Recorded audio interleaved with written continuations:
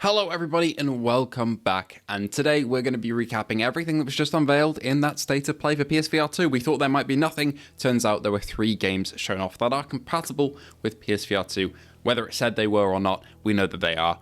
Looking at you, Secrets of the Mimic. Anyway, we're here to talk about everything: release dates, gameplay information, and new reveals. And before we kick things off, firstly, thank you for joining the live stream last night. All of you who jumped on without parole. It was a great time as always. Everyone's so nice. Thank you to our patrons and YouTube members for bringing this content straight to you. And if you haven't subscribed, we're on a goal to 20k subs. So please feel free to help out with that if you feel so inclined. Anyway, let's talk about the first game on the list. From developer Pixel Junk, we have a game coming to the platform on PSVR2 that I really did not expect. Me and Brian were kind of caught off guard with the PSVR2 support at the end of this. It's called Dreams of Another, and it looks very much like the PS4 game Dreams. Dreams was kind of like a game creation engine, and it looked very visually similar to this in terms of some of the environments the game places you in. And me and Brian both thought, is this made in Dreams? And then the word Dreams came up in the title, and we had a little panic, and then Dreams of Another was the full title, and the panic subsided. Dreams of Another is a game where you head into essentially dreamlike landscapes. You're wearing this kind of pajamas nightwear outfit, and you take a load of weapons and blast your way through the environment.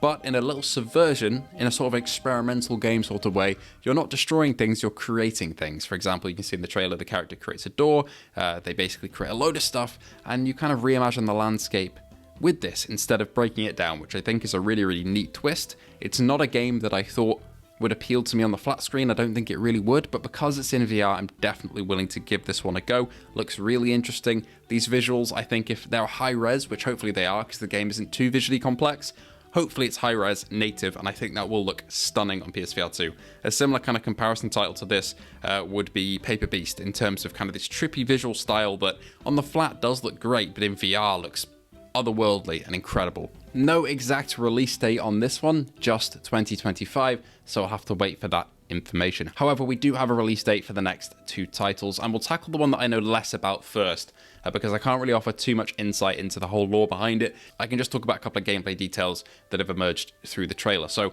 Five Nights at Freddy's Secret of the Mimic was shown off at the State of Play, and if you didn't know it was compatible with PSVR2, then this trailer would not have let that on at all. It's basically impossible to tell whether this is a PSVR2 game, aside from some very VR-AF-looking interactions like pulling levers and interacting with controllers and pushing buttons that are actual actions in the game rather than just a simple button press. Aside from that, no mention of PSVR2 here, even though it is compatible with the game. This is essentially a more story-based FNAF game. This is made by Steel Wool. They did Security Breach, Help Wanted, Help Wanted 2, and the Security Breach DLC. And unlike Security Breach, which was not PSVR2 compatible, it seems that this full game will be. So you're sent into a facility to try and track down an animatronic endoskeleton that can kind of adapt to any animatronic and mimic whatever it wants, hence Secret of the Mimic as a name. My knowledge of the Mimic is very surface level. I know it's in a book at some point. It was kind of like, not the big villain of FNAF, but I think it's something quite formidable that we'll be taking on here and trying to survive. I think it's going to be really scary, and from the hands-on that other content creators who are in the FNAF sphere have got with this game, it seems this will be a fully fledged campaign with a bunch of set pieces like chases and hiding spots, and I'm really looking forward to this. The visual style looks very similar to Security Breach, which I've got to be honest, I wasn't too big of a fan of for that game, but I think in VR it'll work quite well. Hopefully it's well optimized. That was one big pain point for Security Breach, was it wasn't really well optimized, but this does look a bit more refined in terms of visual direction, and hopefully it runs pretty well. I'm expecting a reprojected 60Hz for this one though, to be honest. Just my hunch, no evidence there. It seems it's coming out on the 13th of June 2025, right bang in the middle of summer, which is interesting because we don't usually get VR games coming out in the summer, but here we are. There's one. I've enjoyed all the FNAF VR games so far, and this I think will be another addition to that. In fact, it might even go beyond Help Wanted 1 and 2 for me because it is a more campaign story-oriented game, so there'll be a lot more to latch onto and it'll be a more natural game experience. However, Help Wanted will always stand there as a great game to put new people on in VR to scare them, because it just can be kind of stood up and played easily. Either way, really excited for this one. And finally, we got to talk about the Midnight Walk. Now, this is a kind of like a stop-motion studio-style animated game. Take a look at films like Cubo and the Two Strings and Coraline. It's that sort of animated stop-motion style, but in a VR game, which I think will work incredibly well. We've seen this game before, but this was our first look at full-on gameplay, I think. This again was in the flat screen, but they did announce it was PSVR2 at the end, as we already knew, of course. Seems we'll have gameplay mechanics for trying to keep our little flame guy alive throughout the entirety of the game, and also a lot of different biomes are shown off here, along with a load of enemies with some really interesting gameplay mechanics that I would like to talk about. First and foremost though, there's a couple of boring gameplay mechanics that are just kind of normal for games like this and not involving PSVR2 features. Let's get those out of the way. We've got normal like running around, shooting, interacting with items, setting up fires. I'm assuming all of these will be done with the sense controllers by hand rather than with a button press. At least I hope so. A lot more combat in this trailer than I thought there would be though. There's a lot of shooting, a lot of more visceral action rather than the more kind of stealth horror that I expected. Although there definitely are some enemies here that are quite fast and freaky looking, and I think that'll be quite terrifying in VR depending on what scale we are in the game essentially. And hopefully the game is fleshed out and balanced well enough that the little flame guy we're taking around with us doesn't feel like a burden. I feel like that would kind of put me off a bit.